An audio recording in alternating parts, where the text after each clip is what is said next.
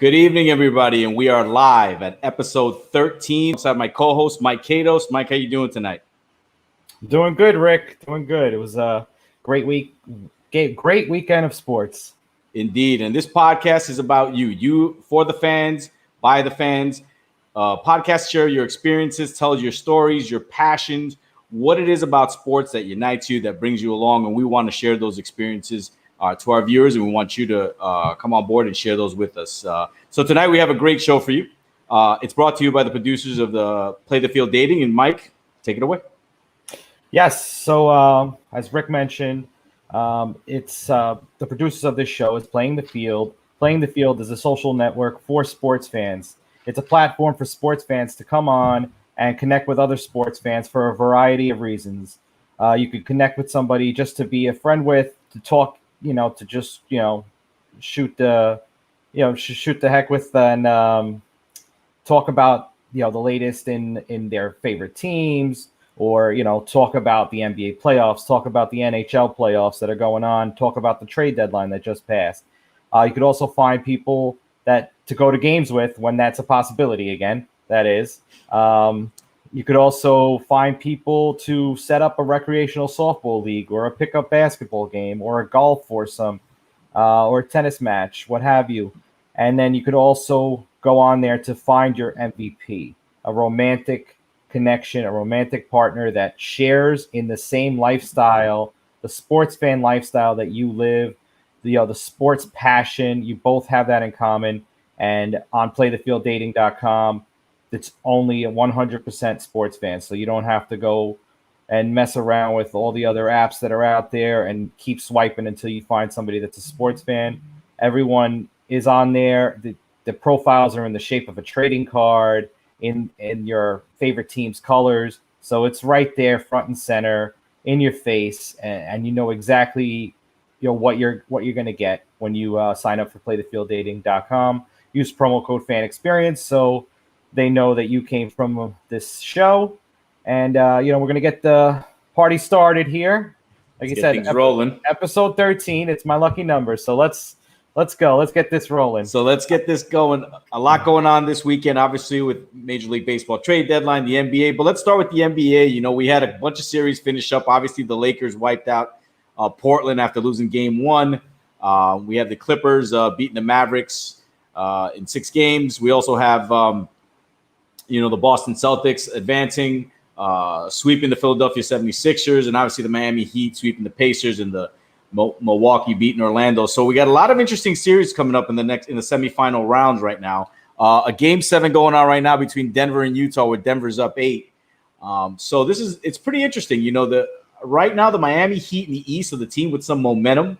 I think they're the strong team, obviously, but they're playing the Milwaukee Bucks, and they got the league's MVP, Giannis Antetokounmpo. Did I say that correctly? I think. And just then you say got Giannis. Just Giannis, and then you got the Lakers. The Lakers winning, and then waiting for the where we go here. Here we go. The Thunder and the Rockets. The Thunder and the Rockets. So a lot of interesting series. Game 7 tomorrow at 9. Game 7 tomorrow night. A lot of interesting series.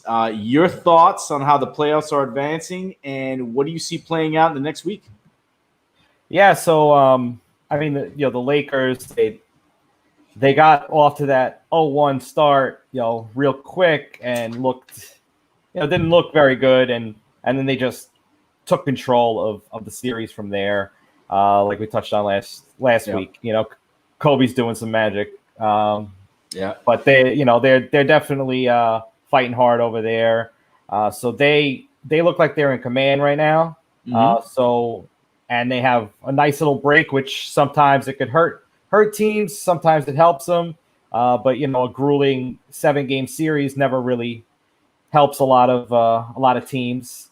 So it's kind of good that they're taking a couple of breathers, the Lakers, and to just regroup. And like you touched on, the Heat, they have the most heart. Yeah, that's a tough team, man. And me, my just being like a Mets fan, that's what I look for. I just look for the heart. Those underdog stories, and those people that just fight for every single inch. Absolutely. And I mean, there's no surprise. I'm not a Heat fan, but I like the Knicks. So there's a lot of love lost with the Heat. But hey, I love a good underdog story, and it's not like the Knicks are gonna get here anytime soon. So it's a very intense playoff series, and as far as NHL goes, NHL is rolling in their playoffs as well. The Islanders are up 3-1. They were up 1-0 in this game fairly early, and then the Flyers scored 2 goals really quick in the second period. So that can go either way. They could bring it to 3-2, or the Islanders could finish this off. There's 19 minutes left in the third period right now. Yeah. In other news, you got the Golden Knights. They're up 3-1. The Bruins. The Lightnings beat the Bruins and the series 4-1. And Dallas is leading 3-2. And what else we got? I think I covered them all, right? Yeah, you got them all. I think I'm missing one, but no, you got them good. I mean, look, that's right. I got them all. A lot of good playoffs. Basketball and NHL going on right now. But getting back to the NBA real quick, I mean, let's talk about the Lakers for a second. Down 1-0. Charles Barkley saying they're going to get swept, and King James decides, you know what, I'm taking over. But it was also, it was also the help of Anthony Davis. I mean, let's face it, it's not that like the Lakers shot the ball well. They're not like they dominated offensively. I mean, the Blazers, for Damian Lillard and all they have defensively, they just can't guard anybody. And they, pretty much it was just bully ball. The Lakers just took over there and just manhandled them for the next 4 games. Even what was going on with obviously the boycotts and what have you, but they just manhandled them. And so they moved on, obviously, to the second round, where they're either going to play the Rockets or Oklahoma City. And that's going to be an interesting game because, Chris Paul gets traded in that series, gets traded. Now he's at 3-3. So it's going to be interesting to see how that plays out. And then I'm looking forward to seeing whoever wins from Denver, Utah play the Clippers. I think the Clippers are obviously a monster team with Kawhi and Doc Rivers over there. So I think at the end of the day, the conference finals in the West is going to be the Lakers and the Clippers. And in the East, man, I'm with you, man. That Heat team has some heart. They got grit. They got fight. And I don't know that, Milwaukee going down already. Let's see if they can take another punch. I mean, it's not like they're actually home. So they got a lot going on, obviously, with what's going on in their state, Wisconsin. But it's going to be interesting. And I think the Celtics are just going to wipe out the Raptors. I think Boston's too good, and it's going to be a Heat-Celtics conference finals. So it's going to be interesting the next couple of weeks to see how this all plays out. Yep. The Celtics looking like they're in control of that one for Absolutely. Sure. And the Nuggets are leading the Jazz 26-21. But basketball, it doesn't matter other than the last 5 minutes of the game. Exactly. I mean, let's be real. That we touched on the NHL, so we can move on to MLB. MLB trade deadline a month later than usual because obviously we didn't start until the end of July. Right. So we're a little bit past the halfway mark of this 60-game season, and honestly, it's anyone's game. Everyone. There's a couple of teams that are just way out in front there. Like the Dodgers out there just crushing everybody out there. Yeah, and the Rays too. Last night, man, rolling 6 in a row right now. Right? Yeah. I mean that pitch and their pitching is underestimated. That's a good team out there, man. And my beloved Yankees, they just got so many injuries, man. They can't stay healthy. They keep getting hurt. I mean, eventually Judge and Sanchez and Stanton and LeMahieu and all these guys got to prove that they can stay healthy. And I thought they were going to win the series. I said, look, we spoke about it at the beginning of the year that I thought the Yankees were the team to beat, man. I mean, but they just can't stay on the field. Like they can't get healthy. But the Dodgers, obviously the best team right now in baseball. And the Padres making a move, man. You got to give them credit out there. They're trying to get Tatis and Manny Machado some help out there. They got Clevenger. They were able to bring in also Greg Allen and the catcher Austin Nola, but they got Trevor Rosenthal from the Kansas City Royals to back up that bullpen. They're going to give them a run. They're just young and inexperienced, man. But the way they play ball, I mean, in this kind of crazy environment, who knows? But they're going to give definitely the Dodgers a run for their money. Yeah, Mitch Moreland too. I don't know if you mentioned. Yeah, but yeah,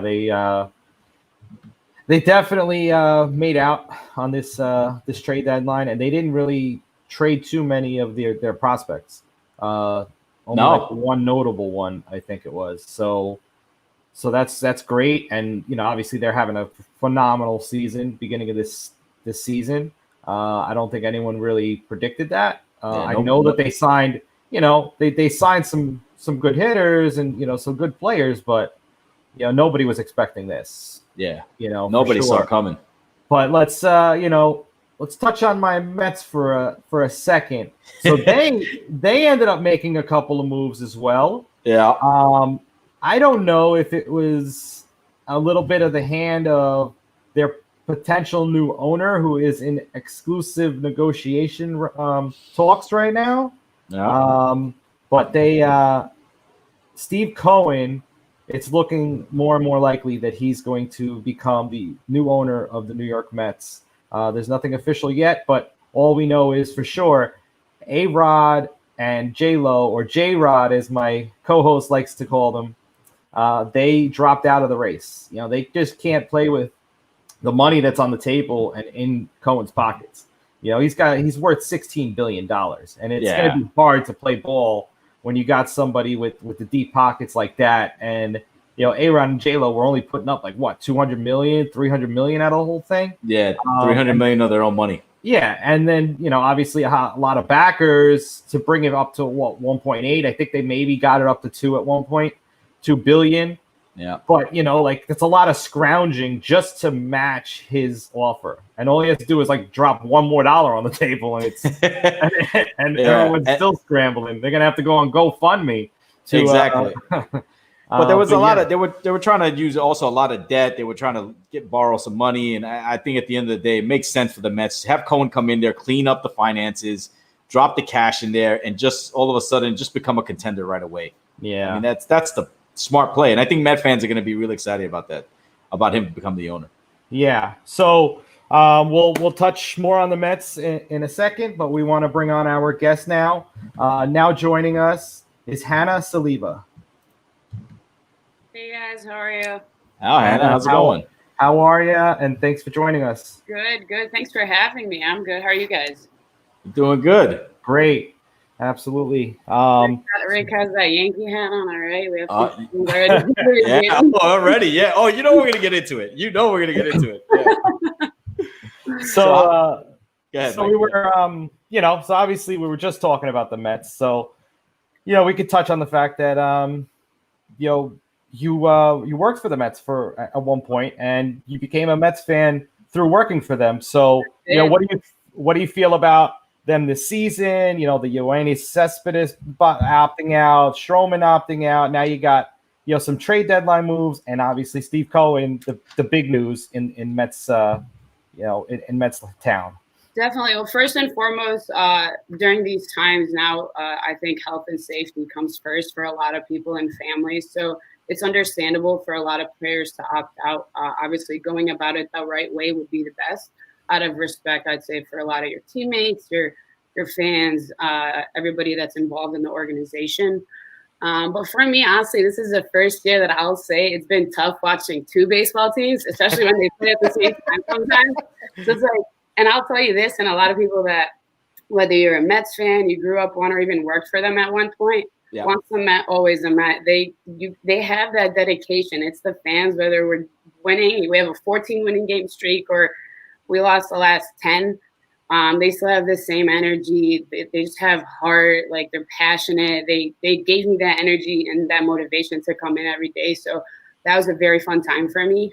It was a difficult transition, but being part of that organization made it a lot easier for me, I'd say. But the fans were my favorite part. And now watching them make big moves. Todd Todd Father's Toddy Frazier came back. No. back in the city. So I think that's going to be a good transition for him. I believe it's going to be a slow one, fast one, knowing that he's played with a lot of the guys. He's familiar with the city. He's familiar with the fans. So I'm excited to watch him play again. Actually, one of my favorite memories was at a Mets game, and it's because of him. So I can't wait to watch more of those. So tell us about that. Like what happened? So it was 1 August. The Mets were playing the Nationals, and it was the bottom of the ninth. And the Mets were down by 3. We had 2 players on base, and the Todd father comes up and he just sends it deep left field, ties it up 6-6. And that game ended up going, I want to say 13 or 14 innings. And Michael Conforto caps a historic night with a walk-off home run. And that night we ended up going on a 14-game winning streak. So it was just okay. You got people hugging each other and like popcorn and beers just everywhere. It was a wild night. It was awesome. That's incredible. Now, Hannah, on this show, you can't be a fan of both teams, one or the other. So you got a Cubs jersey on, and you're a big fan of a lot of Chicago teams. So tell us, where do your loyalties truly stand? Are you because this once a Met, always a Met, but yet you have your loyalties to Chicago. You're wearing a Chicago shirt. Tell the viewers, where do you stand? It'll definitely go back home. It'll go back to Chicago. That's where it all started. I kind of started when I was around like 6 or 7 years old. My dad would pick me up after school, and we'd go to games. And since then, I just thought it was the greatest thing ever. Like the players, the atmosphere, the stadium, just the Chicago-style hot dog, everything was it was amazing. And being born and raised in Chicago, it's fun being a sports fan because you have all these teams. Yeah. Especially at the time with the Bulls and the Bears and the Cubs, even though our drought was, I'd say, pretty lengthy, it was still, again, it goes back to being passionate and dedicated. So it'll always go back to the Cubs for me. So tell us about that. So you're a Cubs fan. You bonded with your dad over the Cubs. Mm-hmm. When they won that World Series of what was it, 2016? 16, yeah. 16. Tell us the emotions that you, your dad went, your family, the city of Chicago. Like, what was it like at that time knowing that they broke over 100-year drought to win that World Series? At that time, I wasn't even in Chicago. And oh, man. The game till the end of it, I was still playing college ball at the time. Okay. So we had just finished our shoot-around, and we were in the bus. Like, I was trying to watch the game on the phone, and I was like, Coach, like, I know we have to go watch film, but the Cubs are playing. Like, we're right there. And luckily, we're across the street from, like, a bar and grill. Okay. So watched film, rushed it real quick, then headed out there and ended up catching just the end of it. And I was out here in California, so not a whole lot of Chicago fans, but enough to where everybody was happy for the Cubs. It's a historic moment. And I think I always say, like, sports is a script that you can never write and you never know what you're watching. Like, you watch history being made. So it was a wild night for me. I was still sweating in, like, my jersey. I have slides on. It was wild, but it was a very exciting moment. Yeah, I remember it's 2016 because it was 1 year off from the Back to the Future prediction. But so I definitely want to get over to Wrigley Field. I haven't been, and that's definitely on my bucket list. Amazing. And they also have like something over there that's kind of like Yawkey Way, right? Like a whole strip of. It's called Wrigley Field. Yeah, so it's just like a bunch of bars all around. But when you do make it out there, you got to go to Sluggers. Sluggers? Yeah, they got some batting cages up there. So if you're really trying to catch your swing, you can go up there and like you can swing it back. Now, are you from Chicago or one of the suburbs? Born and raised. Actually, like 15, 20 minutes south, so in Skokie. It's a suburb. Okay. Yeah, so, grew up in the Windy City, came out to New York. Now you're living in sunny San Diego. Yeah, it's been fun out here. So how's that? How long you been over there? So I actually went to college out here for 2 years, and I just recently moved back about, I want to say a month or two ago, so a couple months ago. Yeah, okay. But for me, California has always, I'd say I'm a California girl, even though I'm not even from here, but just I'm a pretty mellow person, and the vibes out here, and despite the fact that I'm Chicago, I really can't handle winters, so this has always been steady and good for me. So let's, so obviously, growing up in Chicago, coming to New York, how's the pizza over there? Ooh, Here we go. Let's get into it. Come on now. You're hitting with the questions today. So I'll tell you this. Prior to me going to New York, before my opportunity with the Mets, I've never been to New York. never even just visited. So I was always a deep dish girl. I love my Giordano's. I love my Lou's. I'd always find ways to have it. And then I went to New York. Honestly, it's the greatest experience ever. And I would say, I can't believe I'm going to say this right now, but I got to go with the New York pizza. There's something about that folding and just like that $2 slice that's as big as your face. Like, it just doesn't get better than that. So I think the whole experience of the New York pizza and me experiencing it at different places and at like, even like the hole in the wall places, those were some of the best places ever. Oh, yeah. So I'd say Joe's Pizza just stole my heart. And from there, it's just been New York pizza for me. So tell us, so you graduated from college and then your first job was with the New York Mets, right? Yep. So tell us about that. Like, tell us about your experience working for the Mets and, your first job in sales.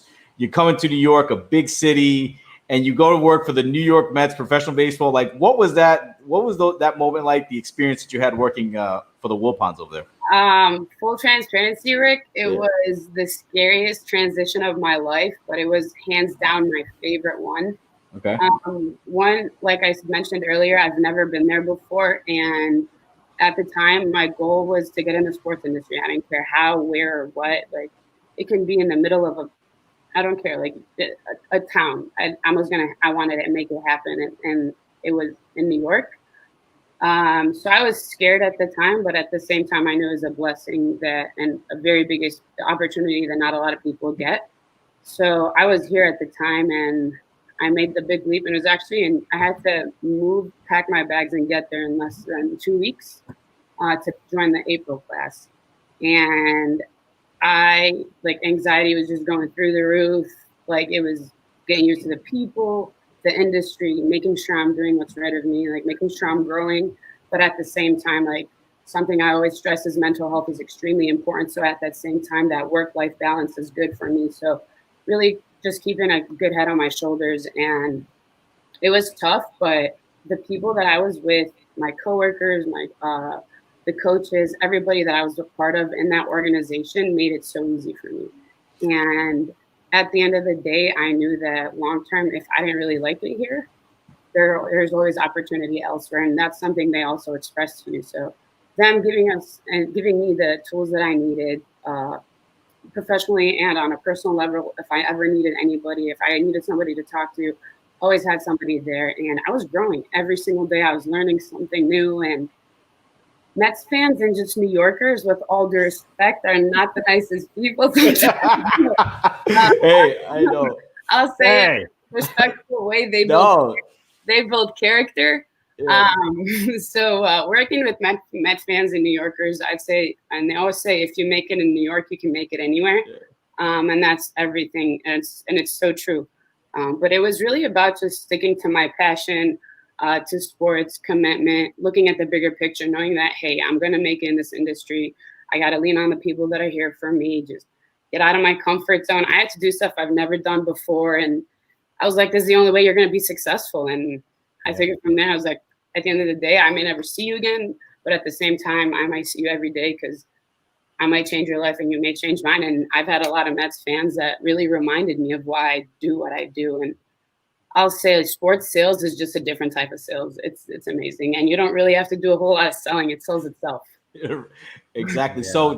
So tell us about these experiences with Met fans, because as a Yankee fan, right? Oh, people say Mike, comment on this. I know you're a Mets fan. Oh yeah, he's a Mets fan. But look, it's like the Yankee fan. People say we're aggressive, we're loud. We're very demanding. We're very we're so spoiled because we have the Yankees winning all the time. So we have a certain sort of criteria that we have. Tell us the way the Met fan operates. What does a Met fan expect when they try to get tickets or they try to get involved with the Mets or what have you? Honestly, at the end of the day, it goes about reminding them of that experience. I'll tell you, when I experienced the game at Citi Field, it was the most electrifying thing ever. And so me being able to paint the picture right and just reminding them of why they come to where they are, to the ballpark, or why they come to who they're coming with, and just going back to the root of sports. I have a passion for it, and for me, it grew through the relationship. So again, take away from the bad stuff and always turn that negative into a positive. Hey, you're not going to win them all, dude, but the Mets are putting on a show, and at the end of the day, it's so bad to say, but Mets fans are used to it. Like Cubs fans, yeah, we're used to it. So like we have, at the end of the day, if you're giving us something to watch, we got passion, we got a show, and I always say baseball and just sports in general is a script you can't pre-write or predict. So you just gotta take it as it comes. Yeah, come on, man. Mets fans have character. They have the passion. They go through it thick and thin. You know, it's easy to just like skate by, win 10 to 20 World Series. Yeah. 27. What are they, 27 or 28? 27 world titles. Yeah, that's right. They're stuck at 27. Yeah. But now things are opening up. Now things are getting better. I believe now there's a lot of noise around the Mets, and I think they're making big time moves, and they're giving the fans in the city what it wants. And again, we have DeGrom, and the Mets have DeGrom, the Mets have Alonso. Yeah. So it's a good rookie, solid team, and it's fun. It's fun despite some endings for some games, but well, they've never had good luck with their bullpen. I mean, never. Your boy Edwin Diaz over there. And the 1 year it was all clicking on their bullpen was 2006, and Duana Sanchez got into that taxi cab, and that was pretty much where it all started going downhill right there. On the show. Yeah, exactly. So did you, during your time there, did you know our boy Scotty Wolf? Of course. I was right across from him, and Scott is actually the highlight of my day. He made my days so much better. He was in charge of the aux on the floor, so he always kept the vibes going. Very cheerful guy, amazing guy. And he's actually, I still keep up with a lot of my colleagues from the Mets, but he's one of my very good friends still up until this day. Yeah, he was on our show, a few weeks ago. Episode 3. So three. One of the most viewed. So one of the most viewed. Yeah. Scotty big things. We met when he was trying to sell me a couple of tickets at for the Mets, and I just like the way he approached the approach to sale. He was a very very fun, very just professional. He wasn't just trying to push the sale, and I like that, and I connected with him on LinkedIn, invited him on the show, and he was great. Obviously, the Mets hire some great people because we got 2 great guests out of. That means a lot. So moving on from the Mets. So what's your favorite? Is it baseball? Is it hockey? Because now you're over in on a hockey team, San Diego Gulls. But for me, I'd say baseball has always been my favorite, even though I haven't played basketball for about 14 years. I still enjoy watching the NBA, especially now. I think is the most exciting for me. But I've always enjoyed baseball. What's your take on the playoffs? Who's have you been following? But the Lakers are going to take it. You see? I mean, that's what I said at the beginning. You've been saying it from day one, The Lake Show's going to take it. I think this has been one of my favorite years all around. You really don't know who's going to win. In both leagues, all the teams, they're playing with passion. Like, it's always a close game. And, I mean, with all due respect to such organization, the Golden State Warriors, when they had that 3-4 year run, like, it was cool and all, but it was like now to see young talent just – it's awesome. The NBA is in very great hands, and even the things that they're doing outside of off the court, I think is setting a fantastic example as well. So it's been very fun watching the NBA. Yeah, I would love to see Lakers Heat, LeBron going against his old team, even though nobody's there from when he was on there, but still, it's sports are still the coach. Yeah, that's true. Talk to us a little bit about the San Diego Gulls. Tell our viewers, who are they, and what's going on with them. So our season got canceled. We couldn't finish to the end of it, and I just barely am getting to the beginning of it. I haven't been able to officially head into the office. So week by week, it's really just staying connected with our group leaders. Really hearing them out, seeing how they're doing on a personal side, how them and their families are doing, what they're doing during these times. Because we always say what we do is relationship building, and take everything aside. At the end of the day, you need to build that relationship with that person. They're a friend first before a client. So again, reaching out to our people, letting them know that we're here, despite that everything is still on pause. And Now our focus is more on the 2020-21 season. So we're just focusing on that campaign. And the San Diego Gulls, they're in a American Hockey League, AHL. Yeah, they're in the AHL. They're the farm team for the Ducks. Oh, so they're the farm. So the American Hockey League, for our viewers who don't know, obviously the American Hockey League is the minor league hockey for the NHL. Yeah. They're the minor league hockey team for the Ducks.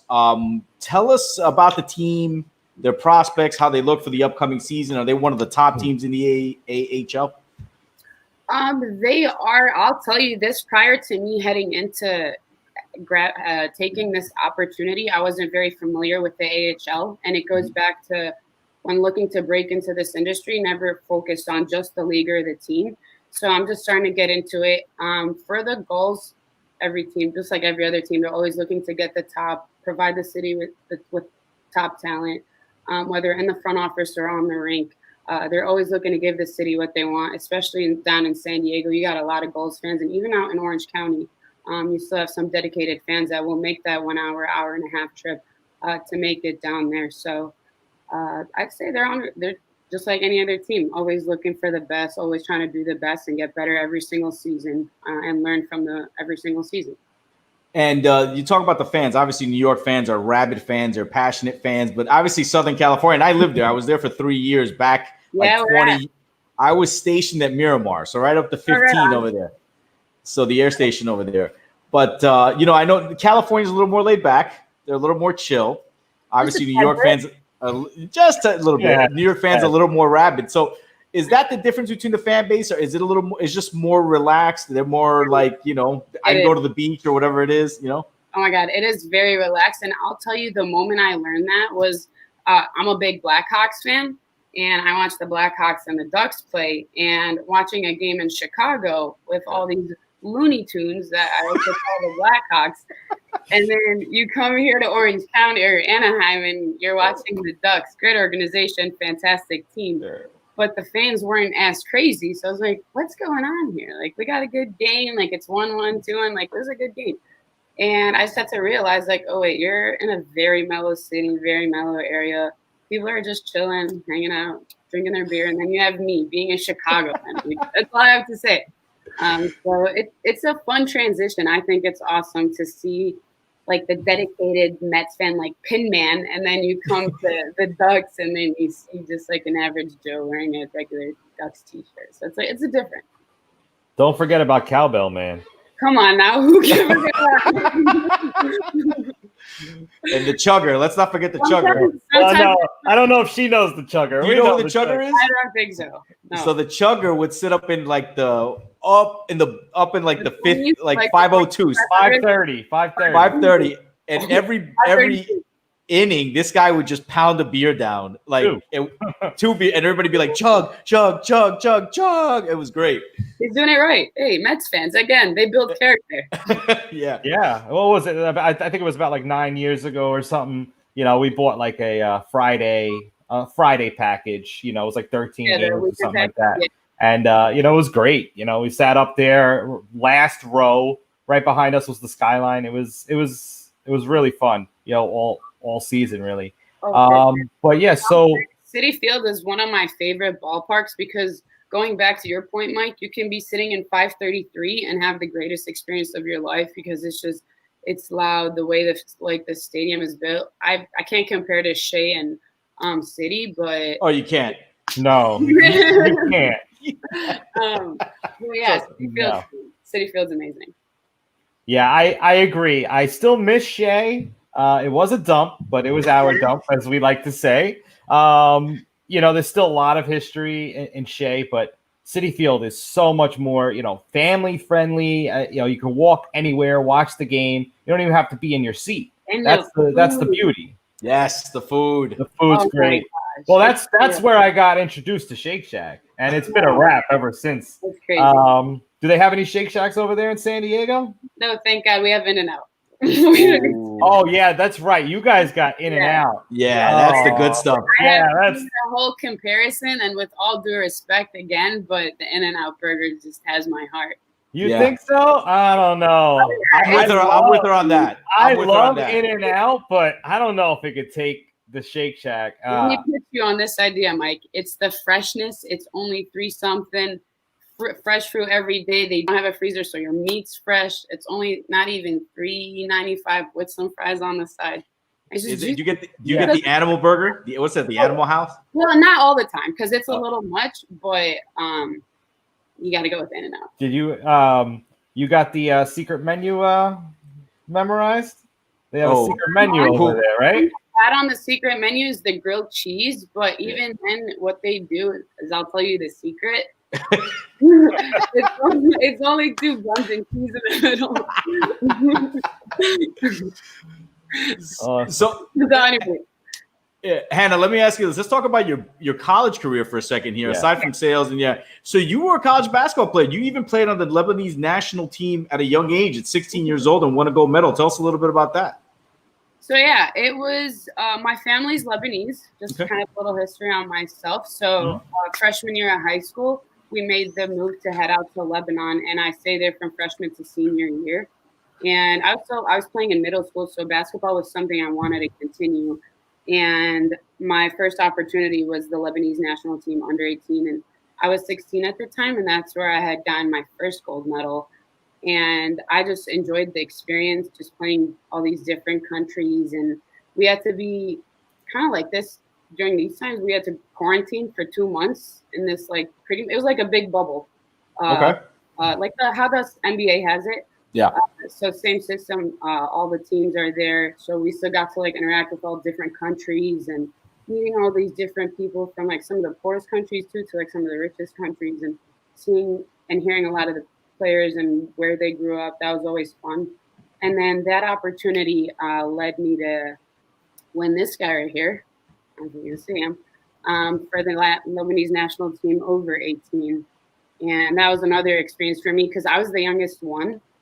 So I had to understand a lot of these women on the court and off the court. And again, it was just a growing experience for me, being able to fly to all these countries, play all these different teams, and really get that experience and just learn from these women. Again, on and off the court, it was big for me. So finished all that off. And then my goal was always to go to college in the States and hopefully play at the NCAA level.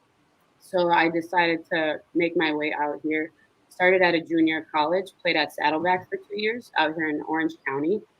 And that opportunity allowed me to get a full ride to play in Bismarck, North Dakota.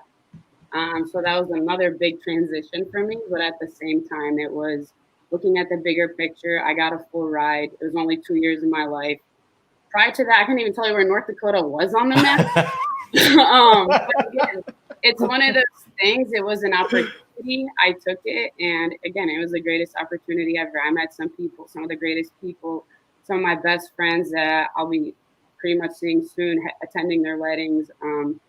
A lot of the opportunities that brought me in school, really, I graduated with a sports management and business marketing degree. So our sports management program over there really showed me different aspects of the sports industry and allowed me to get a hands-on experience. And that's what kind of grew my sports in the industry. So played out there. And during my time there as a student athlete, I was the marketing assistant for the athletic department.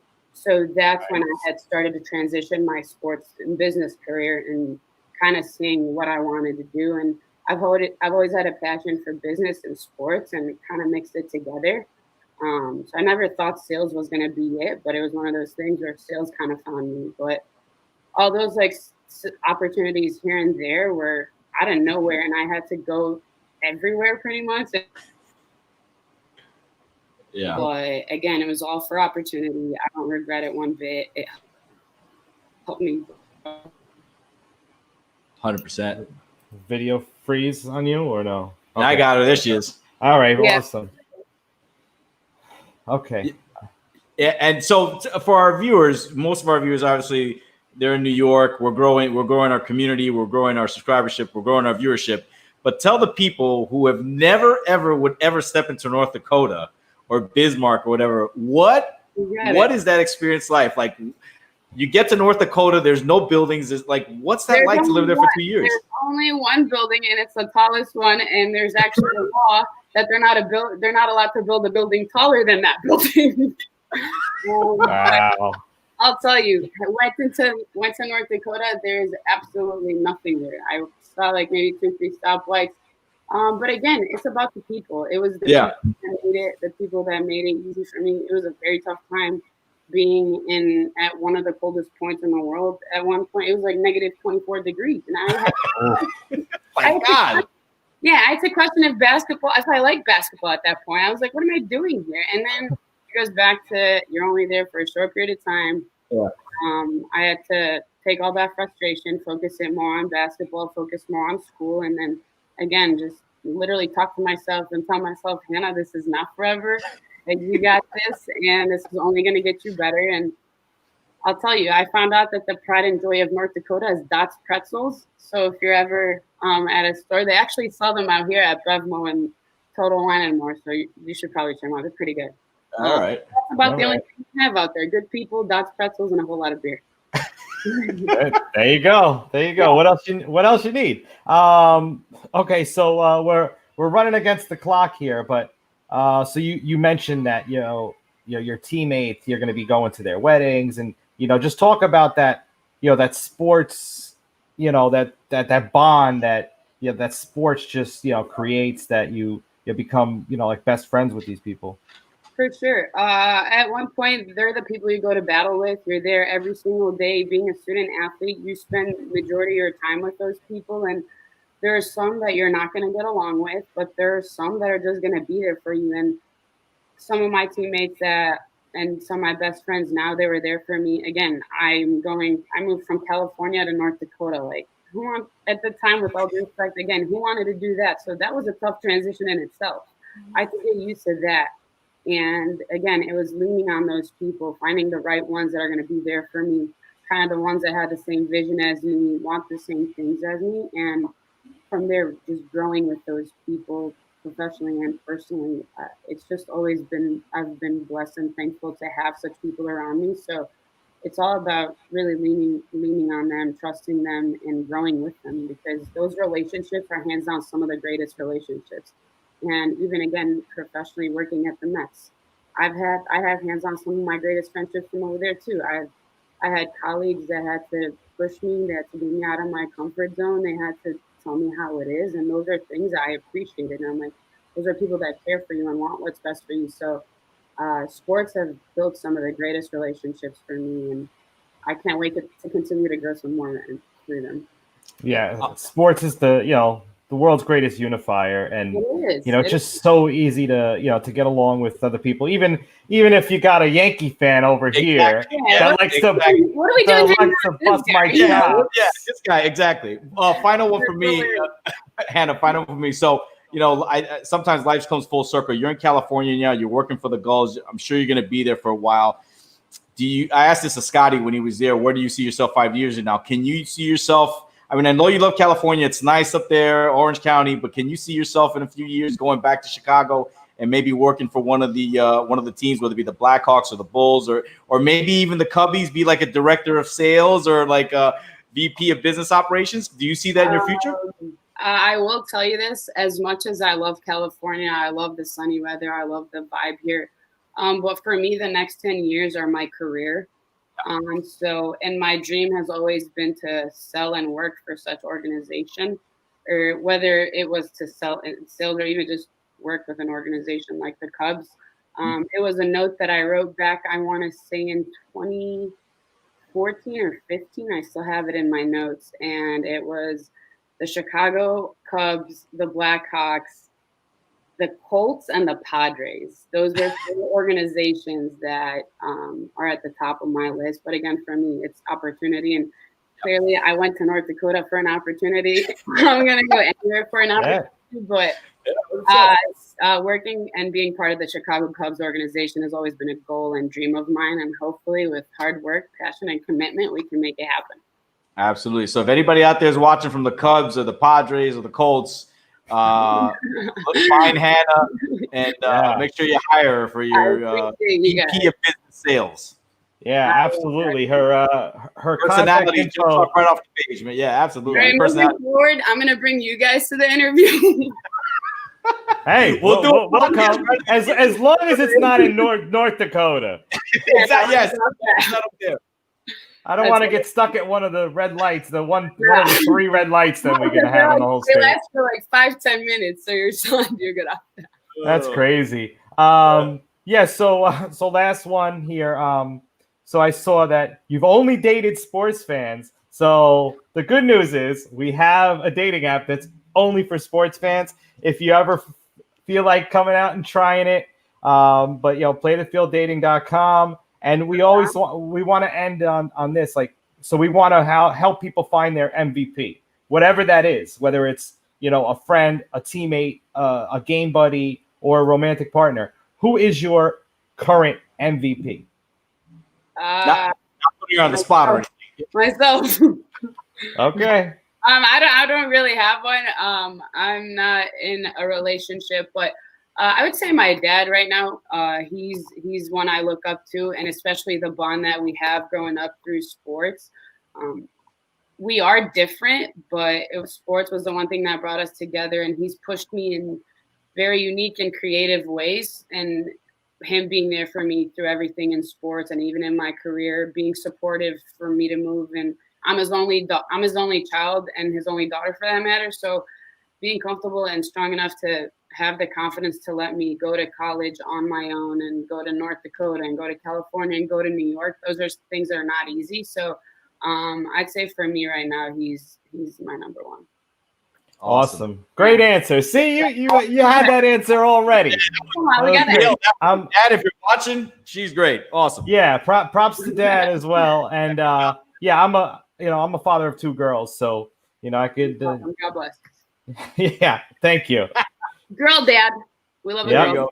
Yep, girl dad. All right. Well, thank you very much for coming on, everybody. If you want to. If anyone wants to contact Hanna, above or below, depending on where you're watching, her contact info, LinkedIn and her Twitter, please go and follow her. Hanna, the best of luck to you on your journey, and hopefully the Gulls can get rolling soon. With the COVID out of the way, hopefully, and you hit the ice running, I guess. Yeah, baby, skating actually. Yeah, hit the ice skating. There we go. I appreciate you guys. I always like to end it. Time is the most expensive thing you can give somebody, so I appreciate yours today and really being on this podcast. It's fun to talk sports with people, especially during these times, and keep doing what you're doing. And I can't wait for the next episode and see what you guys do. Thank you, Hanna. Yeah, it was great. Yeah, thank you. Everybody buy tickets. Yeah. And Shake Shack is better than In-N-Out. Whoa. On that note, I'm out of here. Go, Cubs. All right. Have a good night. Thank you, Hanna. Have a good night.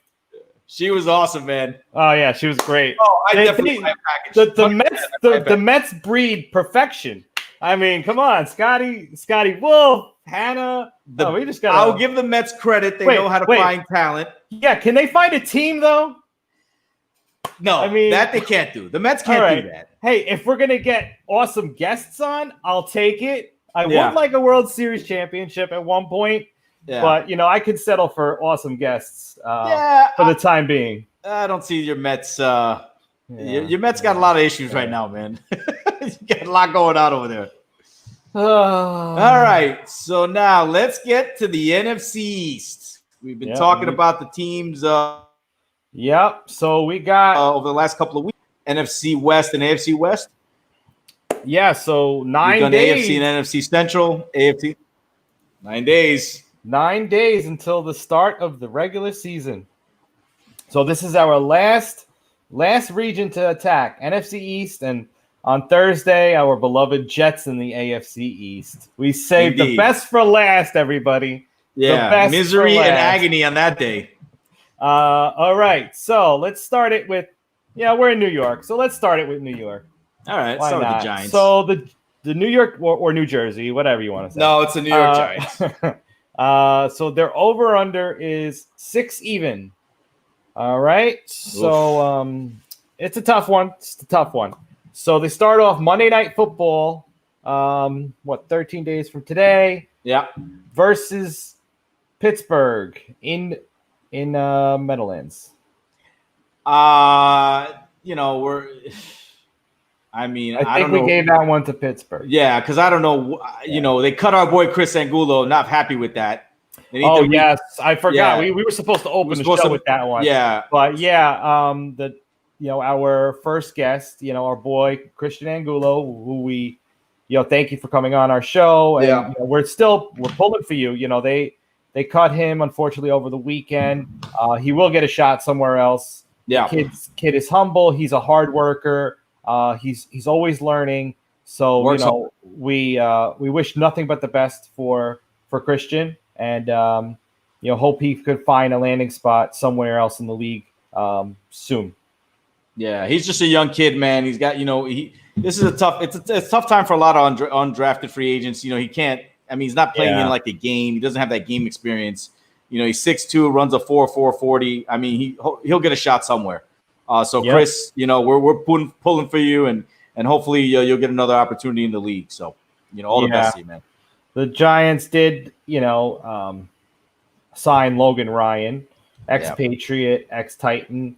So the way I like to look at it is like, okay, they signed this, really proven guy, and that was why they had to, let go of Chris to get that roster spot. So he got replaced by Logan Ryan. So it makes a little bit better, but it's still not at all. But anyway, other than that addition, the Giants are pretty much status quo where they are. Where they were last year as far as the major pieces. So, Barkley's still there, healthy, hopefully. And let's see. Daniel Jones into year 2. Year 2 or 3? No, this is second year. Last year was his rookie year. It was. Yeah. No. Yeah, it was a rookie last year. Eli Manning. Yeah, he retired. He just retired. Yeah, but I thought Daniel Jones started halfway through that first year. And Eli he started. Remember, he started against Tampa. I think that was week 4 or whatever it is. But Eli, okay, this is his first year out, right? Yeah. It's his team now. It's been such a long off season with COVID. Yeah, I honestly thought that there was another season under Daniel Jones. Okay, so we got Pittsburgh winning. At Chicago. I mean, who's the quarterback of that team, man? We don't know. Nick Foles is inches in front of Trubisky, they say on the news report that I saw a couple of days ago. And David Montgomery is a little banged up, but it was going to be safer news and notes. But it's come to our attention that it might be Leonard Fournette going to the Bears after the Jaguars cut Leonard Fournette yesterday. Oh, really? Okay. That's like one of the front runners that the rumor mill is spinning up. He's heading to the NFC Central, man. That's a tough division. A big back in a tough division like that'll help him out. I still say the Giants lose that game because they can't cover anybody, man. They just have no. I mean, Logan Ryan, but I don't know that they have anybody in the secondary. Yeah, but at Chicago, it's a tough place to play, and they don't have that great of pizza as we've just found out. Yeah, from a fellow citizen of Chicago, I might add. Yeah, no, I like the Chicago deep dishes, but nothing matches New York. Well, we're gonna do the show out there one day out of a tailgate, and we'll let the people know. Yeah, we'll eat a pizza right live for everybody to see. Yeah, and we have to go to California too because I want some In-N-Out. Yeah, even though Shake Shack is better, I want some In-N-Out. Man. The burgers are better at Shake Shack. Everything else, the rest of the experience is better at In-N-Out.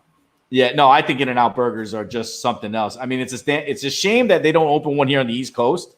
But In-N-Out burgers, the animal style, I don't know what they put in that thing. I don't know what the secret sauce is, but it's delicious. I mean, and the fries are just like made right there, so it's good. But anyway, getting back to the Giants, they come back home. So they're starting off 0-3 because they got versus San Francisco week 3. Yeah, and then they got to travel to the Rams. They're 0-4. At the Rams, at Dallas. On America's Game of the Week. That's 0-5. 0-5, yeah. In Jerry World, I don't see it. Dallas is the favorite to win the East. So it's 0-5. Versus Washington, I'll give them the win. Give them the first win. 1-5. At Philadelphia. I think on prime time Thursday night. That's the Eagles are winning that game. Yeah, 1-6. at Tampa. First Tampa home Bay. No, it's at New York, but it's at New York. It's Brady. Even if it was Winston, I'd still give him the loss. And it's a Monday nighter. Oh man, why would they put the Giants and Brady? I get it, but it's not Eli versus Brady. Right. Well, you got Saquon. Well, who knows? They might even move him out of that. Come on, like they couldn't. No, they don't flex Monday. Well, here's the thing. Brady. They're gonna put Brady on Monday nights. I mean, whatever prime time they can put him on. They're gonna put him on. Tampa's gonna be a big time team on prime time games. Yeah, I mean he does. I mean, obviously he plays in the Meadowlands a lot, and he's had a history in that stadium. Yeah. So maybe they're pitching that angle, but I think we're whatever. What are we at? 1-8. 1-8. I think they split 1-7 because that's week 8. I think they split with Washington. Yeah, I agree. 1-8 versus Philadelphia. Philadelphia has a lot of pieces. I'll give them that. The Giants have to have. I'll give them a win on that game. 2-8. Okay. 2-8. Then a bye. Then at Cincinnati with Joe Burrow, Joe Mixon, who just signed the $48 million contract. Yep, 4-year extension. AJ Green is healthy. I feel like Burrow's going to have his legs under him at that point. Yeah. Week 12. So I got to say 2-9, especially if it's in Cincinnati. Okay. Then they're at Seattle. At Seattle, no matter if there's 12 men, 7 men, they're still going to beat the Giants. And then they're home for Arizona with DeAndre Hopkins, and they can't. So we got 2-10 home against Arizona.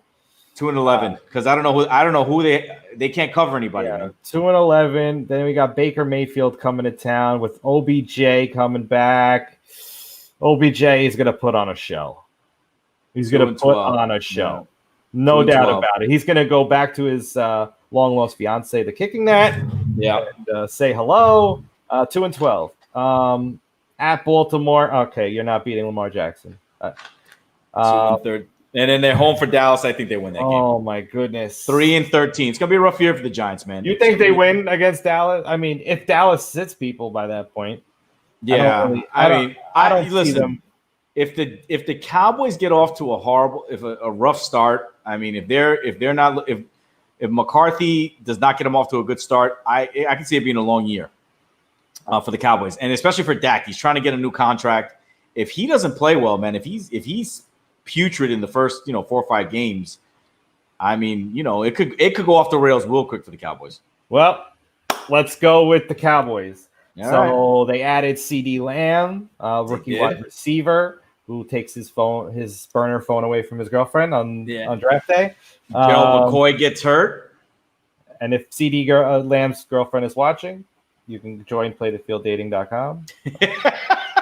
Somebody will give you their cell phone. And find your new MVP. Yeah, exactly. But regardless, is there any other big changes? They had a couple of defensive players that they brought. Mike McCarthy's obviously the new head coach. Mike McCarthy is the new head coach, and Jason Garrett is over in New York. Yeah. So no clapping on the sidelines, as everyone likes to say all over the airwaves. Exactly. So they started off at the Los Angeles Rams. There is no more Brandon Cooks over there at the Rams. And Todd Gurley is now with the Falcons. They have a rookie running back. It's going to be a very high scoring game. It's Sunday Night Football, week 1. I think it's going to be, 30, 34, 30, something around those lines. Definitely betting the over on whatever that line ends up being. I still like the Rams in that game. But I think the Rams can squeeze that one out. Yep. I like the Rams. Versus Atlanta. That's a win. 1-1. At Seattle, I got 1-2. Yeah. Baker, they'll beat Baker. Yep. 2-2.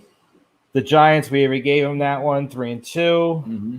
Versus Arizona Monday night. I think did we take Arizona in this game? I don't think so. Okay. So we'll go Dallas. So we got 4-2. Mm-hmm. Yeah, 4-2 weeks. The more I see Arizona, man, with Hopkins and Fitzgerald and Kyler Murray in the second year, and Yeah, They're starting to grow on me. But Jerry's World, primetime Monday night, it's too much to ask. It's too much to ask for. Okay. I love Kyler. I think he's gonna have a tremendous year, especially with the addition of D-Hop. Yeah. And Kenyon Drake right now is in a walking boot, and he's a little iffy, but they still got Chase Edmonds there. Okay. Backing him up, and he was unstoppable last year when Johnson was hurt. So, and Fitz is still there as their number 3. I mean, come on. Yeah. I mean, the guy can catch anything thrown his way. And Christian Kirk is obviously an up and coming talent. And then to boot is D-Hop and Nuck Hopkins there. Got it. So I mean, it's still a lot to ask for. So what do you got? 4-2 at Washington. I think they sweep Washington. Yeah, 5-2. 5-2 at Philadelphia. Philly takes that one Sunday night. 5-3. Mm-hmm. 5-3 versus Pittsburgh. It's Tomlin. It's on the road. It's going to get a little chillier. I like Pittsburgh. Yeah, 5-4. Bye week at Minnesota. America's game of the week. Did we give this to Minnesota? I think we did. Yeah. And they just signed Ngakoue. So we'll go 5-5. After we even went through the NFC North. So 5-5. We're sweeping Washington. 6-5. At Baltimore, not happening. 6-6. At Cincinnati. I could see him winning that game. Yeah, I agree. What do we got? 8-6? 7-6. 7-6. Yeah. Versus San Fran in Dallas, Sunday night football, but San Fran is not Arizona. Right. So San Fran has a lot more firepower. 7-7. Yeah. Versus Philly, they're winning this one.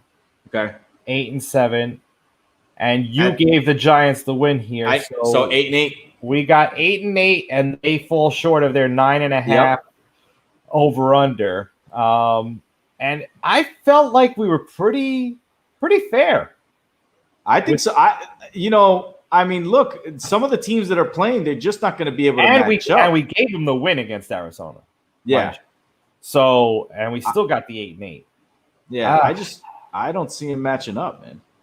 I mean, maybe they could take the Rams. I don't know. I don't know, man. But I mean, I don't know. You got CeeDee Lamb, Amari Cooper, Ezekiel Elliott. I mean, if Dak, what more does Dak need? Like money. Well, besides a $40 million a year contract. Yeah. Offensively, how much more can you give him, right? I mean, they're loaded on that team. It's got great offensive line, too. I mean, it's not as good as it was a couple years ago, but right. I mean, unless you want to give him find him a tight end or whatever. But he's got CeeDee Lamb, Amari Cooper. He's got firepower, so there's no excuses. But we got him at 8-8. Yep, 8-8. So let's go on to the Eagles. Their over under is 9. Yeah. And they started off at Washington. That's a win. That's a win. Okay. Then versus the Rams. I think did we give that to him? I think we gave because it's a travel. Yeah, it's travel. So 2-0. 2-0 versus Cincinnati, 3-0. At San Fran, 3-1. Yeah. At Pittsburgh, 3-2. Pittsburgh there, 3-2. Yeah. Versus Baltimore, 3-3. Baltimore's just going to beat. Yeah, Baltimore's going to beat them up. Okay, 3-3 versus the Giants Thursday night in Philly. 4-3. 4-3 versus Dallas. They were winning the home matchup, so that's 5-3. Yep. And they got a bye week, week 10 at the Giants. Did we give this to the Giants? I think we split those. Okay, so we split them. 5-4 at Cleveland. Man, that's a tough one. I think they beat Cleveland. I just have no faith in Cleveland. I don't know what it is. But. Yeah. Yeah. All right. Let's go with that. 6-4. Yeah. Versus Seattle in Philly. Monday nighter. It's travel, so I mean. Yeah, let's go with the Eagles because it's a travel. All right, 7-5. At Green Bay. 7-4, yeah. Yeah. At Green Bay. They're winning that game. Aaron Rodgers has to like really win that game. Yeah. So you think the Eagles win that game? No, I think the Packers win that game. I think we gave it to the Packers too. I mean, yeah, at Green Bay. I mean, it's because it's there at Lambeau. And it's going to be cold, And who knows if Wentz is going to stay healthy for the whole year? 7-5. They're not beating this. No, they're playing the Saints, but New Orleans not in a dome. Yeah, I go with the. Still, I think. I don't know. I like Philadelphia. New Orleans isn't in a dome. It's going to be cold. It could be raining. Could be snowing. It's not going to be comfortable. And they got issues. Who even knows Alvin Kamara? We'll get that news and notes. Oh yeah, Kamara. Yeah, 8-5 at Arizona. They're not winning that one. 8-6. At Dallas, they were losing that one. 8-7. 8-7. And then versus Washington, 9-7. Yeah, and they are over 9, so it's a push. Yep, it's a push. Now the Washington team to be named later. Washington to be determined. The Washington to be determined. Yeah, Washington TBD. Not CBD, everybody. TBD. Over under a 5. They're generous. That's a little too generous, but we'll see. All right. So the Washington football team versus Philadelphia. We already had that as a loss. Loss. At Arizona. Loss. At Cleveland. Loss. Versus At Baltimore. Oh, that's loss. not even. That's a no-brainer. 0-4. Versus the Rams in Washington. It is a travel, but it's the Rams. 0-5. At the New York Giants. Do we have them?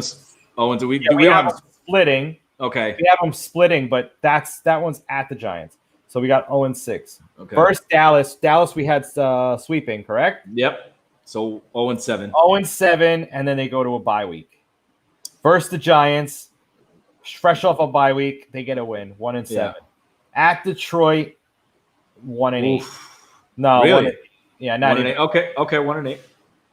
Home to Cincinnati. 2-8. Yeah, we'll give them a win there. At Dallas, 2-9. 9. At Pittsburgh. At Pittsburgh, 2-10. At San Fran. Oh my God, murder. 2-11. Right there. Damn. At Dallas, at Pittsburgh, at San Fran. That's crazy. Yeah. All right. 2-11. Versus Seattle in Washington.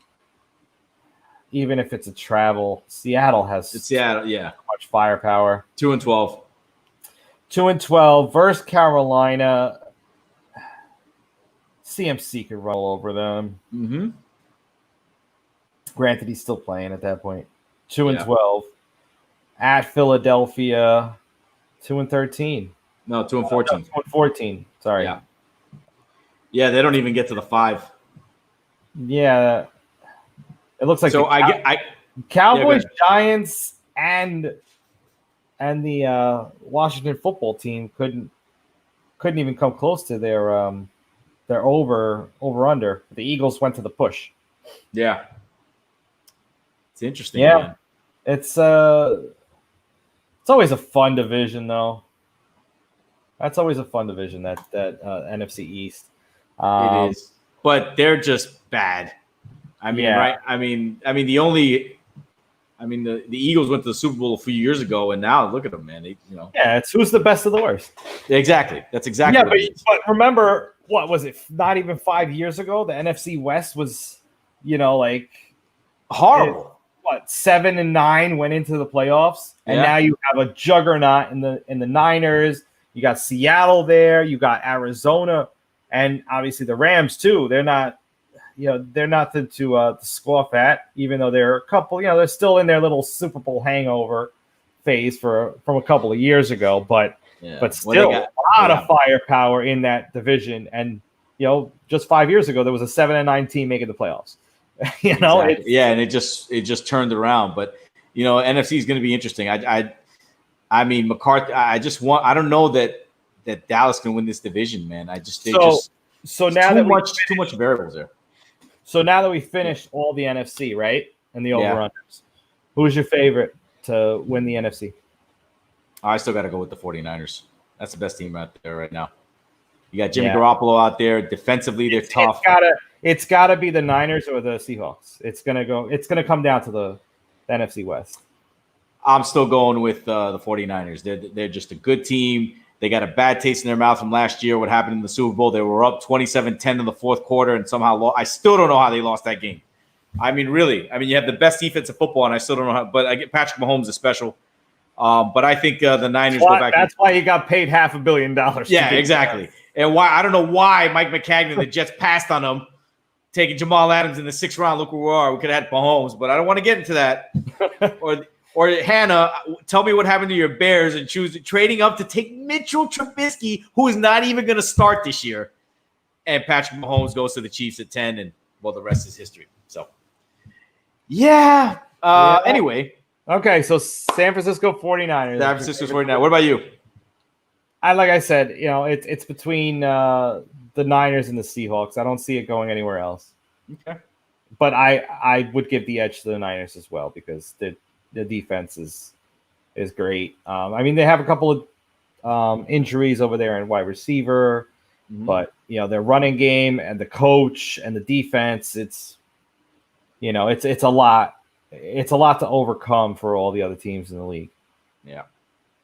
All right, and with that, news and notes. Yeah, news and notes. So we'll touch on it real quick since we're a little over the time a little bit, but it was great interviews can do that. Yeah, absolutely. So let's start with the U.S. Open. Serena Williams going for a 24th Grand Slam title. Won her first match tonight or today against is it who'd she beat? She beat Christy On in the first round of the U.S. Open. So good for Serena, looking to win that 24th Grand Slam. You think this is her year to do it? Yeah. I mean, I'm not big on the tennis. I haven't followed it too much. But yeah, until she proven that she can't, I'll side with her.